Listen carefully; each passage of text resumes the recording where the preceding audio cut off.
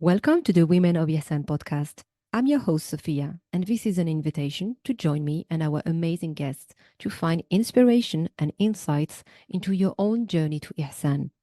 If you ever feel overwhelmed or confused along the way, I'm also here to support you so you can tackle your challenges with confidence and make progress towards this lofty goal. To find out more about my work, check the episode description and make sure to subscribe. والعصر إن الإنسان لفي خسر إلا الذين آمنوا وعملوا الصالحات وتواصوا بالحق وتواصوا بالصبر. Bismillah wa salatu wa salam ala Rasulillah. Welcome to the Women of Ihsan podcast. Today, I am absolutely delighted to have this guest who's for me a model of hard work, determination, and resilience. So this week, I'm joined by Sana Saddique. Sana is the founder and managing director of Collective Law Solicitors. She's the first Muslim hijab-wearing female founder and director of a law firm within Birmingham in the UK. Sana had the idea for Collective Law Solicitors in 2020 when she first decided that change was needed in the legal profession. Having often been one of the only non-white lawyers, the only female lawyer, and the only lawyer visibly different by virtue of wearing a headscarf, she wanted to create a more diverse and inclusive law firm where everyone is welcome and made to feel accepted and valued. Earlier this year, she also launched the Lawyer Network CIC to help further this aim of ensuring diversity and inclusion within the legal profession in order to improve social mobility and make the profession more accessible for individuals from Black, Asian, and ethnic minority backgrounds. Assalamu alaikum, Sana. Walaikum salam. Thank you so much for giving me your time today. I'm very, very Absolutely. excited to have this conversation with you, and I have no doubt it's going to be very beneficial for everyone who's listening. I've been following you on LinkedIn for maybe over a year, I can't even remember, and following your story, learning more about you. SubhanAllah, I found you are really a role model for many Muslim women today. That's why when I was thinking about this podcast, who I could invite, you were one of the first who just came to mind. So welcome, and please tell us about yourself, your background, how you live your childhood. Sure. So firstly, thank you for having me on your series. I'm really honored to be a guest on this today with you. In terms of my background, really, my parents are based in Birmingham, but they're originally from London. So they had got married in London and moved to Birmingham many, many years ago. And my father is a pharmacist. So at the time he moved to Birmingham with my mom and they started their own pharmacy business here in Birmingham. And I think inevitably times were very different back then as well. Things were even harder than they are now in many ways, especially because things like diversity and inclusion weren't discussed as openly as they are now. So although we often feel the struggle when it comes to being Muslims in society or being a female Muslim in society, back then it was even harder because these things weren't spoken about. So there was this sort of ingrained prejudice and racism within people. And I think my father especially struggled quite a lot at the time breaking into a professional sector, being a non-white man. And that's something he always persevered with. He always worked extremely hard, did as much as he could in terms of progressing his career, starting a business, being newly married, starting a family, moving cities. There were so many juggles, so many things to juggle, and so many obstacles and barriers that my parents had to overcome at that stage. So it's really inspiring to look back on their journey as well to see how they handle these difficulties and all these circumstances and situations that they went through to keep fighting to move forward, really, to keep making sure that they could have the life that they wanted, that they didn't have to give up or quit just because society and community at the time wasn't very tolerant. So I myself was born here in Birmingham, but I spent a lot of time in London in my childhood, growing up with my grandparents as well. So my heart is quite torn between London and Birmingham. I have a home in both cities, which is great in that sense. And I still spend a lot of time in London because all my parents' family, both sides of the extended family, are all still there. But in terms of my career journey, I think my dad especially always really encouraged us to make sure we pursued our education. So I'm one of 5 siblings. So there's 5 of us in total, and it was just compulsory. It wasn't up for discussion in our household. We're all going to university. Whatever we decide to do with our lives afterwards, that was our choice then. It was expected that we go through to university education and really keep our heads into that education process and really try to build a future for ourselves, which could be stable. So naturally, my parents being more on the science side of education, it was always sort of encouraged that we pursue something along the science space. And it just so happened that I was terrible at science. It really didn't work well for me. You couldn't become a doctor. No, I mean, I hate blood. I my cut God. my own finger and I'm like looking away. So I definitely couldn't do anything like that. So I did struggle quite a lot, to be honest, during especially my secondary school and college years, because felt like I couldn't find something that I wanted to do in life. I was always interested in becoming a lawyer. I think that was just something, whether I picked it up from TV shows or I don't even know where it stemmed from, but there was just something always that attracted me to working in law. But it was never sort of promoted or advertised as a profession which was diverse. When you think even just 10 years back, 10, 15 years back, legal industry was always shown as being white men. Yeah. Whether it was on TV, whether it was in magazines, whether it was on radio shows, there was no women that were visible, let alone any ethnic women.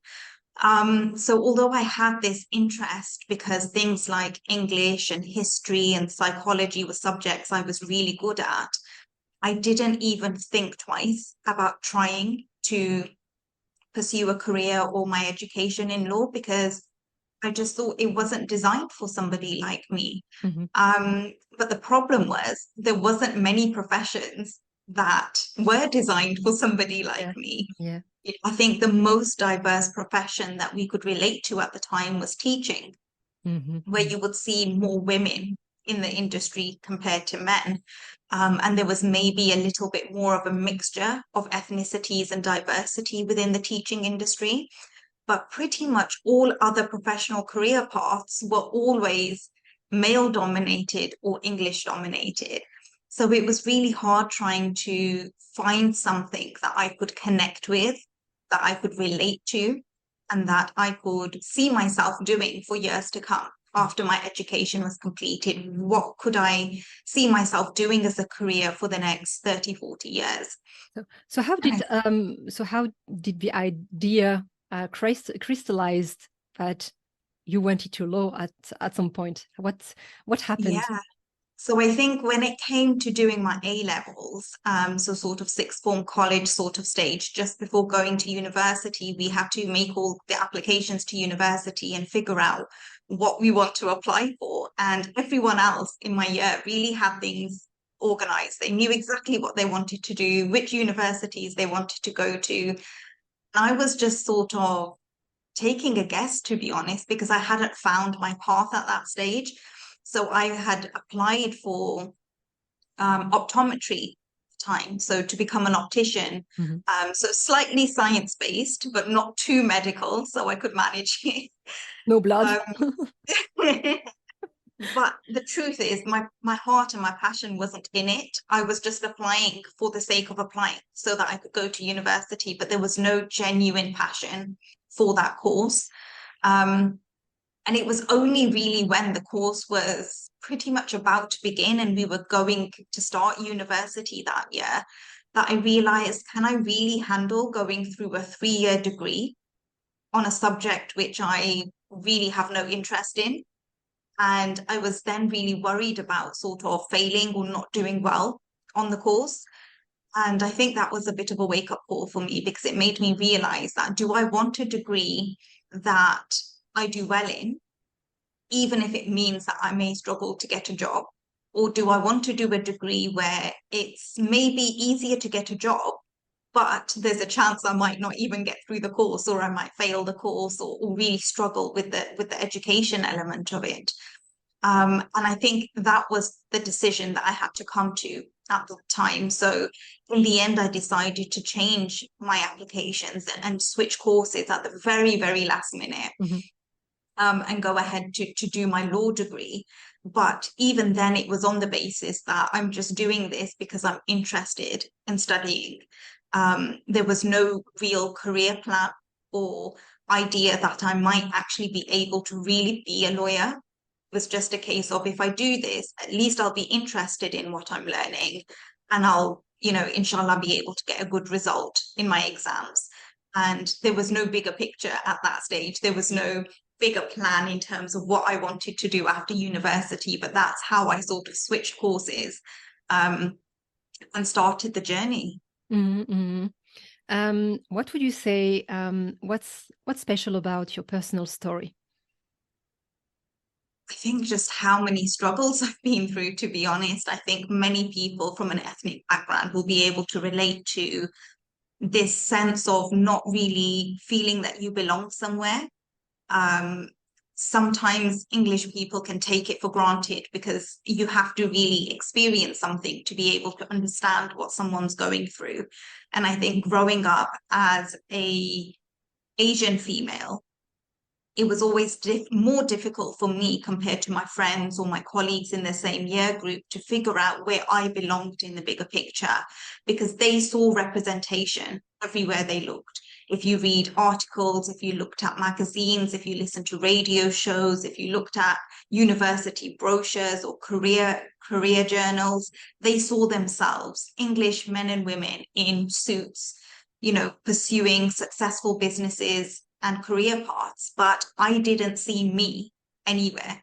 There was no Muslim women or Asian ethnic women, let alone someone who wears a headscarf or dresses in a very different way to other people. So there was this lack of representation from a very, very young age, which automatically puts up barriers mentally as well as in the real world, in terms of what you can do, what your goals should be, what your career aspirations should be. What do you want as a person out of life? Because you feel that the ceiling is really low.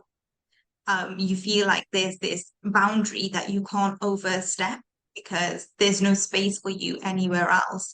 So you're sort of pigeonholed and put into this box.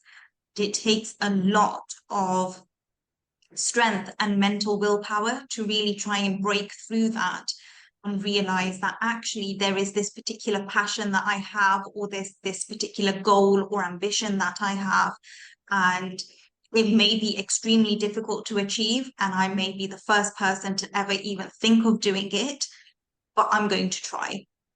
The risk of that is there's a very large risk element that you might fail, because no one's tried or tested it before. So you don't know what to expect. So there's a lot of worry and anxiety that comes with that journey. But I think those are the sorts of tests and obstacles that molded me into the person that I am today. Yeah. And what kind of lessons did you draw from all of these challenges that you had to overcome? I think the biggest one has to be patience. So when we talk about things like pursuing careers or education and lack of representation, something we don't always factor in is family.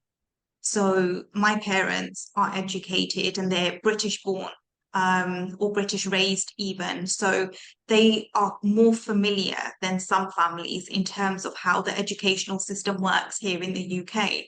But because of their own experiences growing up in a time where there was far more racial prejudice and bias, they were very, very cautious about me, especially pursuing a career in law. And I would say they probably weren't very supportive about it, but not because they didn't want the best for me. It's just because they were so apprehensive and nervous about what the future may hold, how I may be treated, how I may feel if I try to fulfill this goal.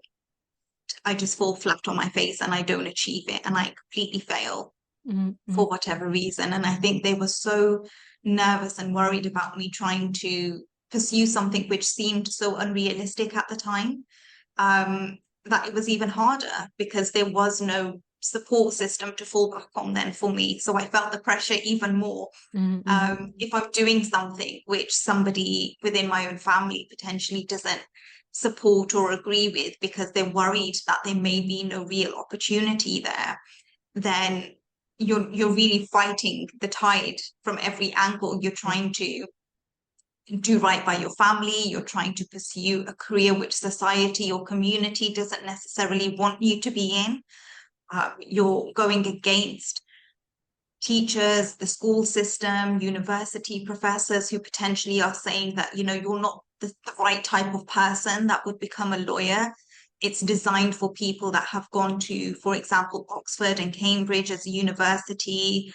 They come from wealthy backgrounds. Lawyers have other lawyers in the family. And then there's me, Yeah. a Muslim woman with no legal connections, no lawyers in the family. I'd never even set foot inside a law firm, way past university stage. So I was really trying to fight all odds and overcome so many different aspects of barriers from all angles. But I think patience is what really helps you persevere and get through things, because you have to understand that if somebody isn't supporting you, whether it's teachers, whether it's at university, whether it's family, whether it's friends, they may not be supporting you in the sense that they can't offer you their help because they've not gone through what you've gone through. Everyone's life journey and process is different. Some people struggle in different ways. Some people look as if they've had an easy process and an easy ride, but it's not always the case. There's so much more that goes on behind closed doors. So having that ability to just be patient with people and understand that there's a valid reason behind people's concerns or worries or lack of support is really important, that it doesn't bring you down too much, but you can understand it from their perspective as well. Yeah, because at the end of the day, it's not that they have ill intentions towards you. They just want to protect you. Exactly. And, what we say, you don't know what you don't know. That's it. That creates kind of, like you said, a barrier. So what I hear is from your environment, like your family, teachers and so on, there was this friction and lack of support, not intentional, but the result is like you didn't feel like supported in this on your journey. How aware were you of this, what I would call a limiting belief that, okay, this profession, it's not for you? How much was it from you and from your environment, if you see what I mean? Yeah, I think it was a huge, huge impact. And it was something I was very aware of, because everywhere I turned, there was literally everyone saying, you're not the type of person that becomes a lawyer. So naturally, that sense of self-belief to spur yourself on and believe in yourself is diminished, because how can you believe in yourself when you can't find a single person that's believing in you and telling you, you've got this, you can do this. So it was definitely a huge factor, and something I was definitely very aware of, that from everywhere I turned, it was, don't do this. You're not going to have a stable career or a stable future. You won't be able to find a job or get into employment, because, who can you say is a ethnic female person working in the legal industry at that time that you can look up to as a role model? Because even if I could find one person, I could connect with them, find a way to see them at work, maybe do some work experience with them, look up to them as a role model, emulate their career path or the things that they've learned from to help get to where I wanted to be. problem was there was no one.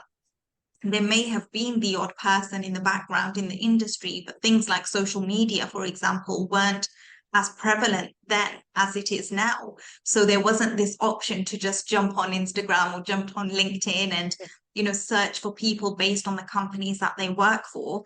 There was a much more limited visibility.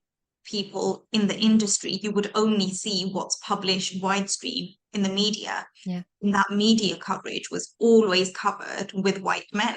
Yeah. So there was no opportunity to try and find like-minded women or women that I felt I connected to and could aspire to be like. So that diminishing factor was a very real struggle. Mm. I think it's really amazing to hear from you. Two things that came to my mind as you were speaking. The first thing is you were holding tight to your principles and values. And so the question that came then is, were you tempted to just take off your headscarf and, try it without it and just try to be a brown Ali McBeal? Yeah. So I think for me, the truth is I wasn't wearing a hijab when I was studying. Mm-hmm. So throughout my secondary school, university sort of stage, I wasn't wearing a hijab. Mm-hmm. I actually started wearing my hijab at the same time that I started my career. Mm-hmm. Mm-hmm. So people would have probably thought it should have been the opposite way round. If you're trying to break into a profession, maybe try to look more like them. Yeah. But at the same time I started that career journey, that's the same time I chose to start wearing the hijab. I think the struggles that I had gone through emotionally and mentally on that educational career path made me connect with faith more, because I had to understand things in a way that I couldn't understand at the time. It was a struggle for me. I was constantly pushing boundaries, whether it was with family or with schools or with my university. Everyone's telling me you can't do this, and I'm there saying I want to do this. That had no one I could connect with, even on a basis to just be able to sit and talk and say, look, someone help me. How do I start this process? How do I get to achieve this goal and success for me? So my faith really kicked in for me. I started praying more then than I did before. I think prior to that, it was more of just I prayed when I could, and I didn't really think twice about it. And I think when I finished university and was starting to do my postgraduate degree and really start my career journey, that's when faith just really connected with me. Is it, sorry to interrupt you, but was there a specific moment, like did something happen where you just thought, okay, now I need to take this seriously? Maybe it wasn't like how you felt about it, but yeah. How did it feel like? Was there a specific day or moment, something that happened that you can recall that made you take this step? I can't really remember anything in particular. I think it was just this constant sense of pressure and being overwhelmed, constantly being stressed, not knowing what to do. And I think on any particular day, it just turned me to pray. So I just feel like I just literally felt that I couldn't manage the pressure, the struggles. I didn't know which way to turn. And that gradually just led me to pray more, because that's the only time that I was feeling more connected and more at peace. And I think that's how my spiritual journey began, and then connected with my career journey, because it just so happened that it was at the same time. Just as my career was starting, I also started to connect with my faith a lot more. I do genuinely believe that one has an impact on the other. So my faith increased, and as my spiritual connection became stronger, that helped me find my path, find my way forward as a Muslim, but also in terms of how my career was going to pan out and be laid out in front of me. And I think before that stage, I was just a little bit all over the place. I was just a bit frantic, trying to study, trying to do so many different bits of different things, but not really feeling connected to anything. But as soon as my spiritual connection kicked in and I started praying more, felt stronger in my faith and in who I am as a person, that led me to wanting to wear my hijab. So I think when I took my very first job in a law firm, it was just, I think it was just a temporary job. It wasn't even like a long-term position. It was just a 2-week assignment on a temporary job that I had. And I think for week 1, I wasn't wearing my hijab. And then I started wearing the hijab by the time I went into the 2nd week of the job. So these people had then seen me without the hijab, and then the weekend happened, went back to work on the Monday with a hijab. How did it feel like? Please share with us, because, I know it's not easy. I think it raised a lot of questions from their side. I mean, how did you feel for you, like putting on your hijab on that day?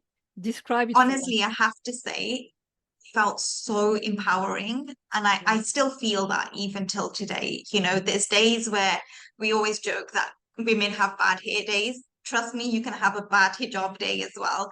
There's days where I feel like, especially with the weather in the UK, it's constantly windy, it's constantly raining. And I'm one of these people that likes to just do my hijab in the morning, and I don't like to fiddle with it in the day. So I don't want to, keep redoing it. Once it's on, I just want to be able to get on with my day and not have to worry about where's the nearest mirror. Do I need to fix this or that? Is my hair, slipping forward? So I have my bad hijab days where it's really struggle for me and I'm not comfortable. And then I'm like, oh, I need to get into the office and quickly go and redo it or put a few more pins in because the wind's blown everything out of the way. But the only memory I really have of when I started wearing the hijab is just how much more confident I felt that day when I walked into work. I think beforehand I was much more shy, introverted, probably less confident in myself. But as soon as I walked into office with my hijab on, I knew there was going to be questions. It's human nature, you walk into a workplace and you look visibly different. People will start to ask, what is this? What's the reason for it? Why the change?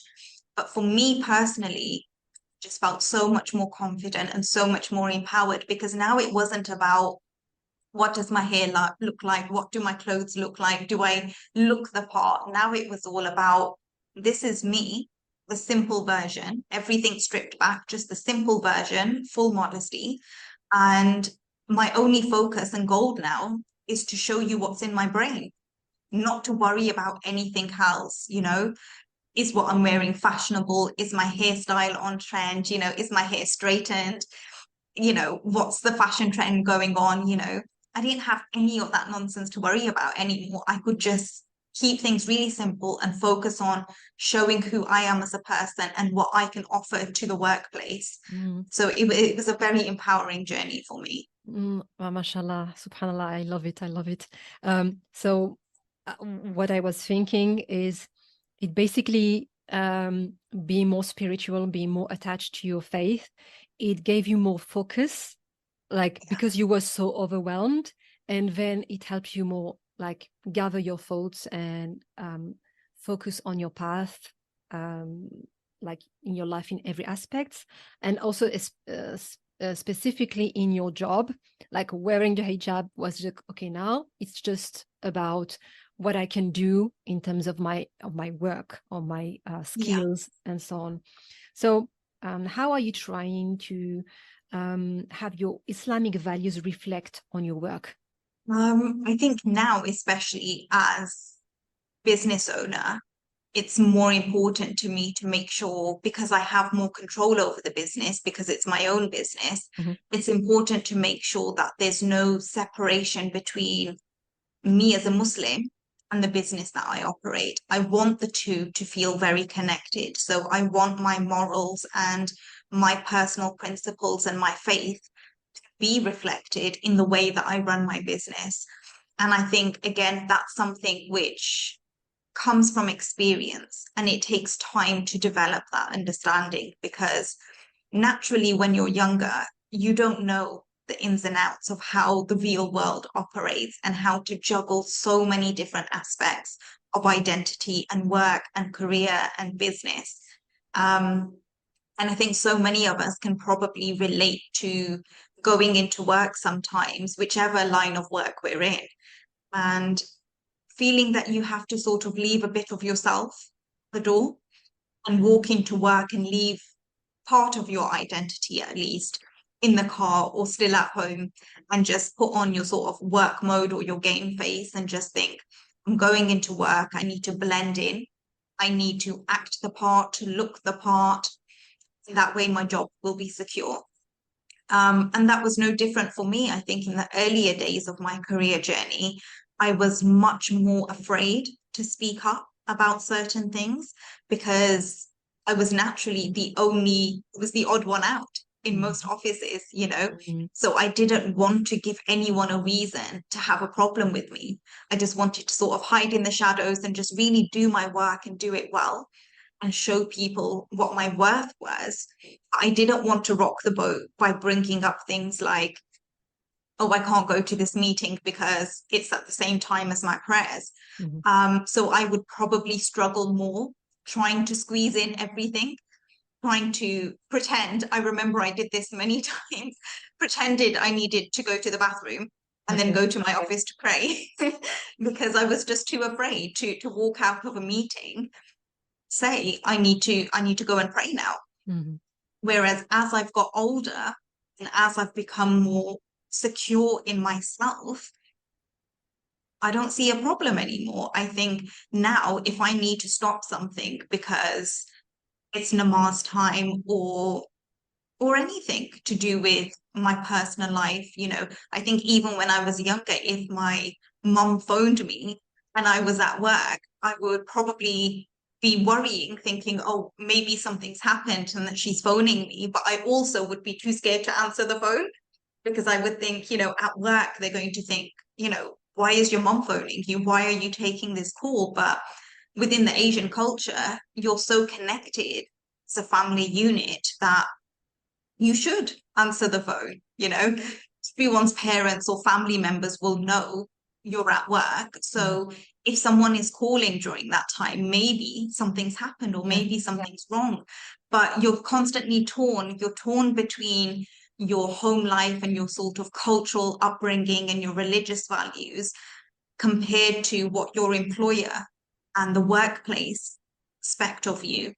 There's this disconnect between the two. You try and do everything hidden behind closed doors, you know, texting my mom under the table to say, can't answer the call, is everything okay? And now, you know, if I'm in a meeting and I see a family member calls me, I'll just stop the meeting briefly and say, I'm really sorry, I need to take this call. And I will make sure everything's okay and then come back to the meeting.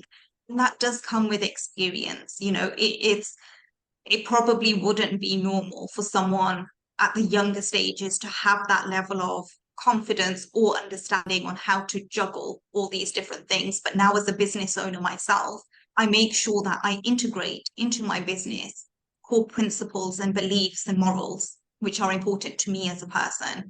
So there's a very big overlap between the two. Because now we are talking about ihsan, so excellence, on this path, on this spiritual path to Allah subhanahu wa ta'ala. What does it mean for you personally to strive and try to become, because obviously we are just trying. We're not perfect. We are trying to become a woman of ihsan. What does it mean for you? I think for me, it means trying to remember that no matter how much is going on in business, in my career, in my job, in all these different elements of our life, ultimate goal and purpose is to be connected to our faith. So it's human nature. You know, no one's perfect. No one can have it all and do it all perfectly 100% of the time. You're going to have ups and downs. There's weeks where I feel like I'm in a really good routine and I'm getting all my namaz done on time and I'm working and I'm on top of things, you know. And then there's weeks where it feels like everything's just all over the place. You know, I'm just about getting my namaz done on time. Forget on time, I'm just about getting them done before I miss the slots for the namaz. Mm-hmm. And I'm also struggling to fit in enough time to do my work. And then I'm also struggling, you know, to deal with things at home, you know, whether you're a daughter, a sibling, a wife, a mother, how many other aspects of life we have to juggle. It gets difficult. And it's the nature of being human. There's always going to be so much going on. But being person of faith to me means just being able to step back sometimes and think, it's okay if one or two things with my work or my plan for my career or my task list for the day goes out the window and I have to delay it for a day or two, because that time has given me the opportunity to slow down, pray my namaz on time, just connect, you know, really strip everything back in life and slow things down. And I think that's a big struggle because life is so busy. We're constantly running and running and running, chasing one thing after the next thing. You know, first it's go to university, then you're chasing a job, then you're chasing a promotion, then you're chasing a pay rise. Then, you know, the cycle never ends. It never ends. Always something going on to keep you busy in life. Exactly, yeah. But the only thing you can really be sure on is your faith. That's the only thing which is going to stay stable and stay strong and stay true to you. So you have to make time to focus on that. Yeah, definitely. And you have to be very intentional. Also have to Yes. plan your day Yeah. and to make this a priority, because like you said, otherwise there's always going to be this urgent thing to do, or like urgent project, urgent meeting, whatever. Everything is urgent. That's it. Yeah. Yeah, so it definitely has to be the pillar, like the 5 pillars of our days. Could you share with us maybe any routines you talk about that help you achieve the success that you have achieved? I think my routines change constantly. I guess that's part of being human, that sometimes what works for you one week won't work for you the next week. So it's like a constant change that you have to keep adapting to. But I always find that for me, Isha and Fajr are usually the hardest namaz for me to manage, because the moment with Isha being much earlier, because of how much earlier in the evening sunset is and how dark it gets, it's a bit easier to manage and to fit it in. But especially during the summer times when Isha's quite late, Yeah. so exhausted by that time, you know, I know. running a business, working, home life, you know, cooking, cleaning, having family and a husband to take care of. It's, you know, you get to a certain time when you're just exhausted. You just want to get into bed. But the days that I do pray Fajr and Isha especially, I always feel that the days go much smoother. And I think that's because you're ending the day perfectly and you're starting the day perfectly. That's not to say that other namaz don't count as much. Of course they do. For me, it's that routine of going to sleep on the right note after the evening namaz, waking up and praying first thing in the morning. That's the routine which sets the pace for how my night is going to be and how my day is going to start. So I definitely feel that that's a really important routine for me to personally get into. And again, I can't say that I get it right all of the time. Sometimes I'm praying Isha namaz especially, and well, even Fajr during summertime when it's so early, there's less of a connection because I'm just struggling. And then sometimes you pray and you feel that connection a lot more. You won't always feel exactly the same with every single namaz that you pray. That level of connection takes a lot of intention. You have to be able to take everything else out of your mind. The days that I struggle with that are the days where I'm thinking, okay, I need to pray Isha or I need to pray Fajr, but I've also got this phone call to make and I also need to do this. And it's all going on in the back of your mind whilst you're trying to focus on praying namaz. And that's where you feel that struggle, because your brain and your heart haven't switched off you haven't been able to make that connection Yeah, the it's way so you difficult. need to make that connection. Yeah. So that routine for me is definitely the most important. During the day, I find it a bit easier, just like you would take a lunch break, to take that time out to pray namaz. And especially now running my own business, I don't have to ask someone else to take that break. So it's much easier for me. For me, it's the tiredness, early mornings and late nights. That's when I feel that struggle the most. So that's the routine that I have to make extra intention and focus with. Yeah, I think it's a struggle for a lot of us. But alhamdulillah, I mean, you look like, it seems like you are managing quite well with that. So alhamdulillah, just can only wish you that, all of us, we stay steadfast and really hold on to our prayers.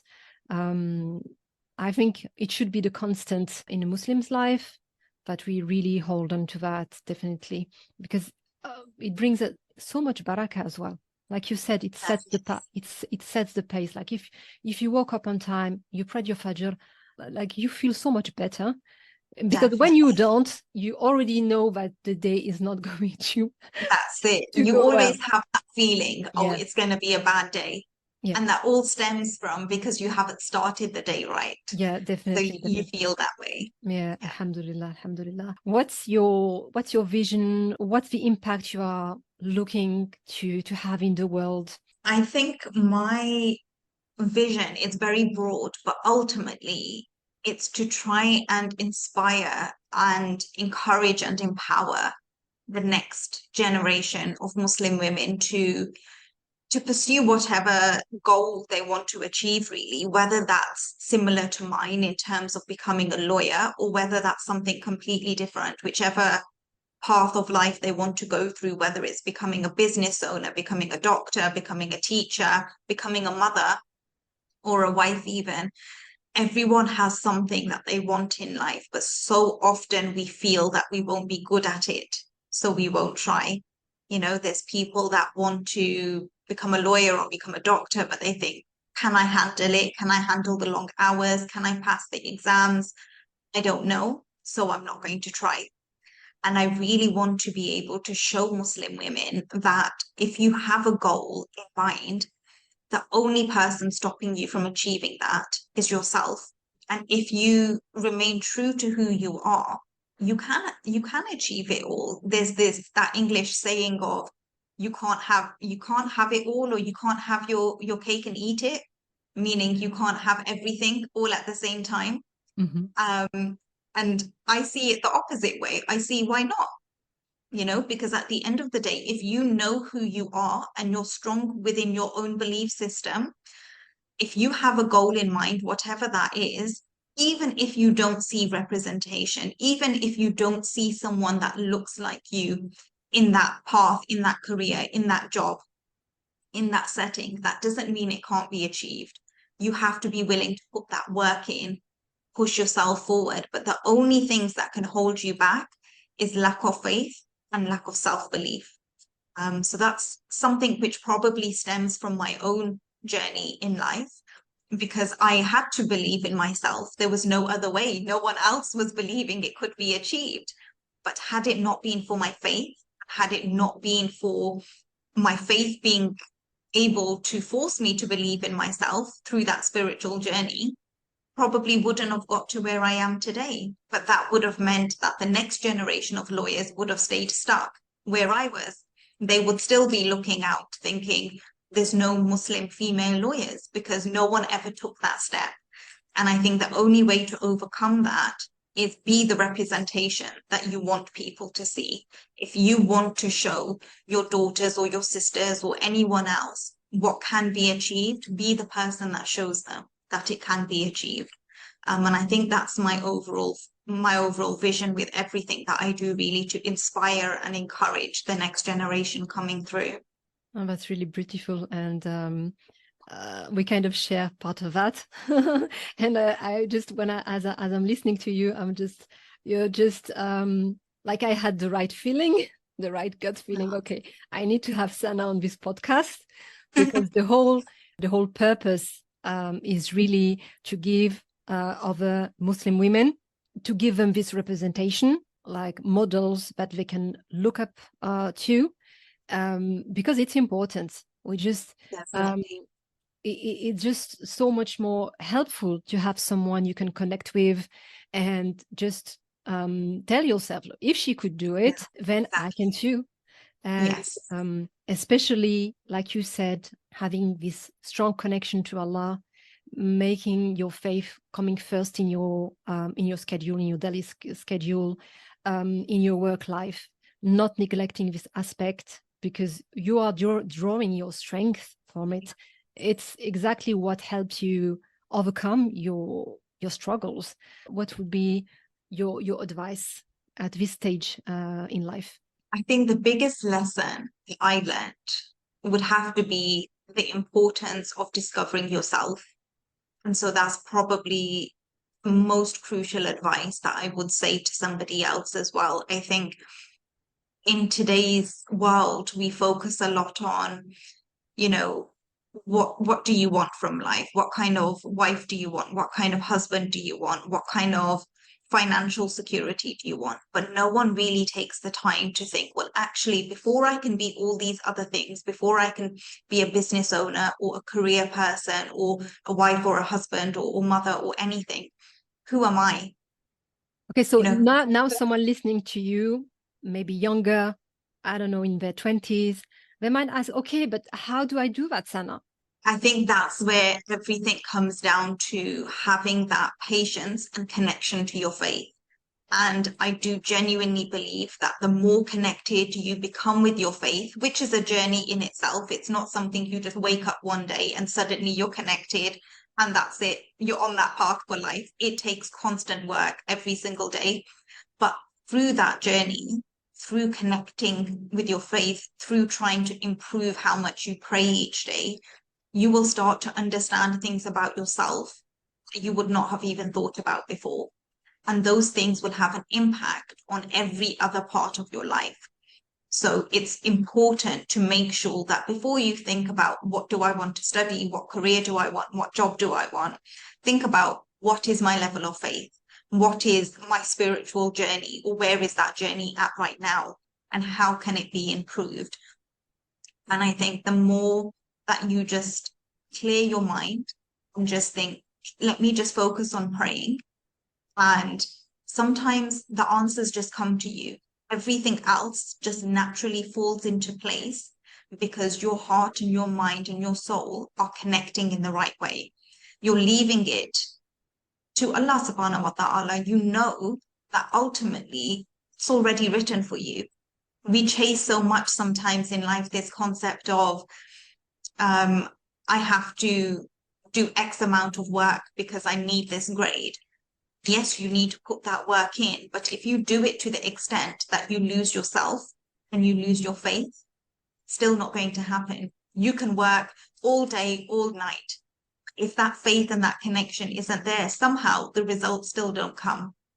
So I think more than anything else, it's to leave a lot of the baggage in life, leave a lot of the extra things that society and the world tells us we need to fixate on. Just bring it all back down to a much more basic, simple way of life, and just focus on your connection to your faith. As your faith improves, you will learn things about yourself and you will find that everything that you want in life is starting to fall into place naturally anyway. But I think it all stems down to finding your way to connect and start that spiritual journey. And that will come in a different way for everyone, whether that means trying to go from praying 1 namaz a day to 2 namaz a day. I think sometimes there's a lot of pressure as well. People think, oh, unless you're doing everything perfectly, it's not good enough. Everyone will have a different view on that. But I personally just believe every small step in the right direction is just as valuable because we're human. We weren't designed to be perfect. We weren't designed to be able to do everything 100% perfectly all of the time. There will be days that, praying all 5 namaz will feel like a real struggle. And there'll be days that even if you get yourself up and pray 1 namaz, it's still better than missing all 5. So I think don't worry too much on having everything perfect. Just start. slowly things will fall into place. That faith will start to increase. Things will start to improve and get stronger. Naturally, bit by bit, everything will start to fall into place.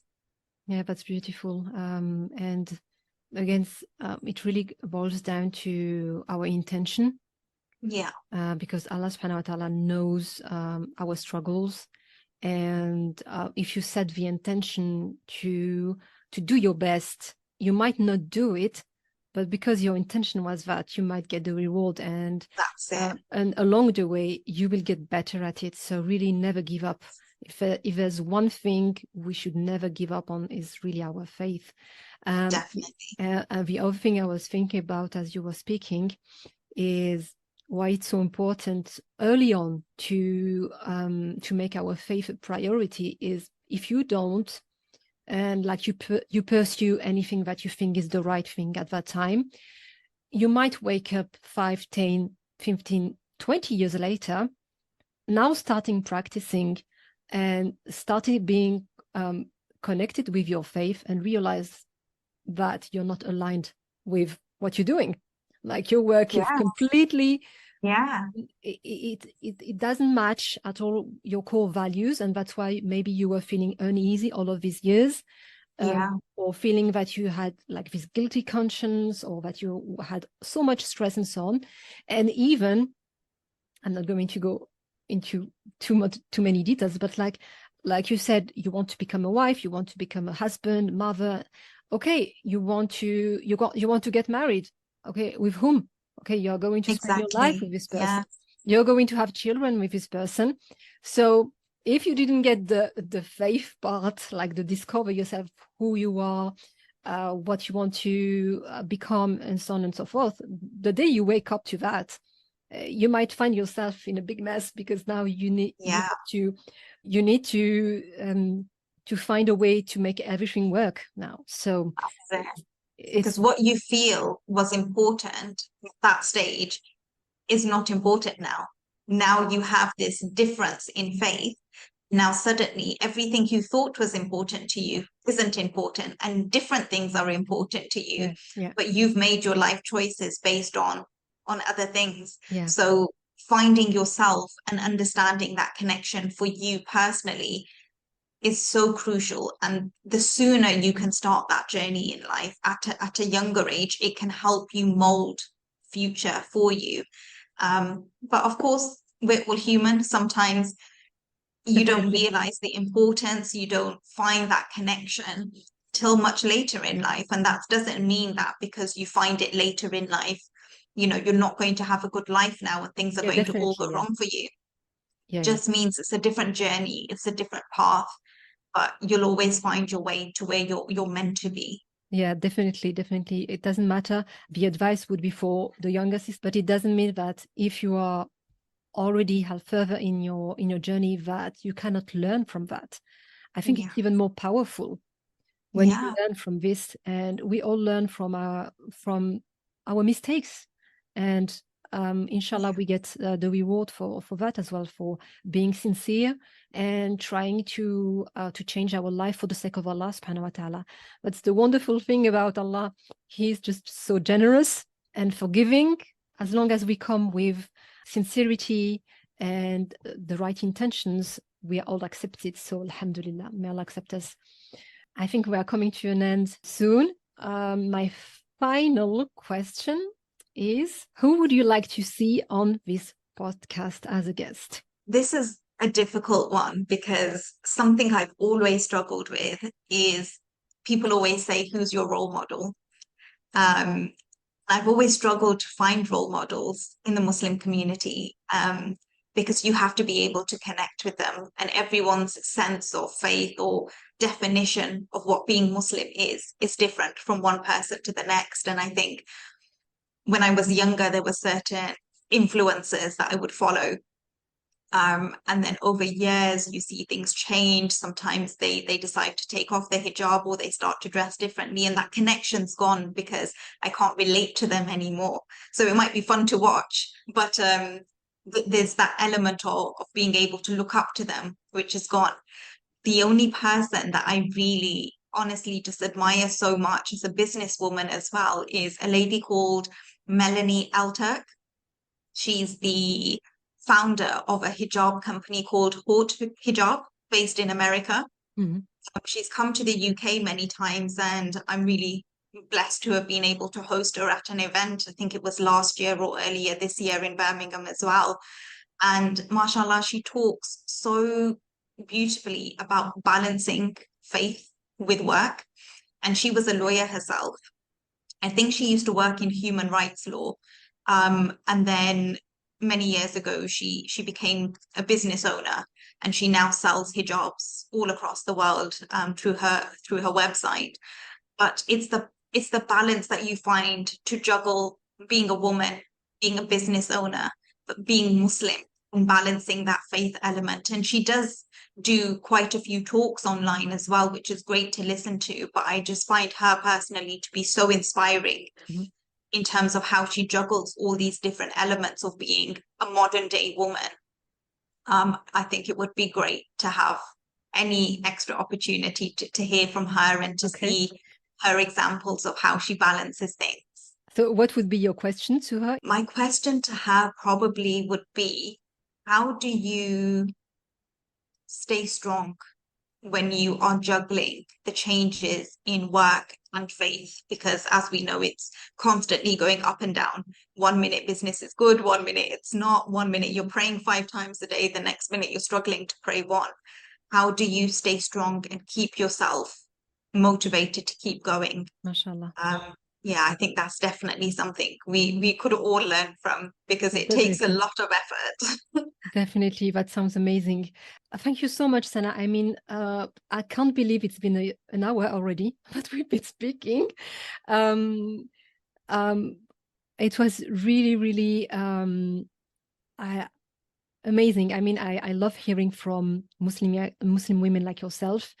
Like I said in the beginning, you're just a model of determination, resilience. I know that from reading your posts on LinkedIn that it wasn't always easy for you, and you didn't have any support, like no one to really look up to, but subhanallah, Allah gave you this ability to fight for yourself and become who you've become. So may Allah subhanahu wa ta'ala put more barakah in everything that you do and grant you tawfiq to make your vision a reality. Thank you so much for being my guest today. Where can people find out more about you? My 2 main social media platforms are LinkedIn and Instagram, and both are under my full name, Sana Saddique. Okay, I will share in the description so people can come and connect with you and follow everything that you've been doing. Thank you. Sana, thank you so much. Jazakallah khairan. It was Jazakallah for having me. A pleasure to have you today. And again, thank you so much for your time, and wishing you all the best. Thank you.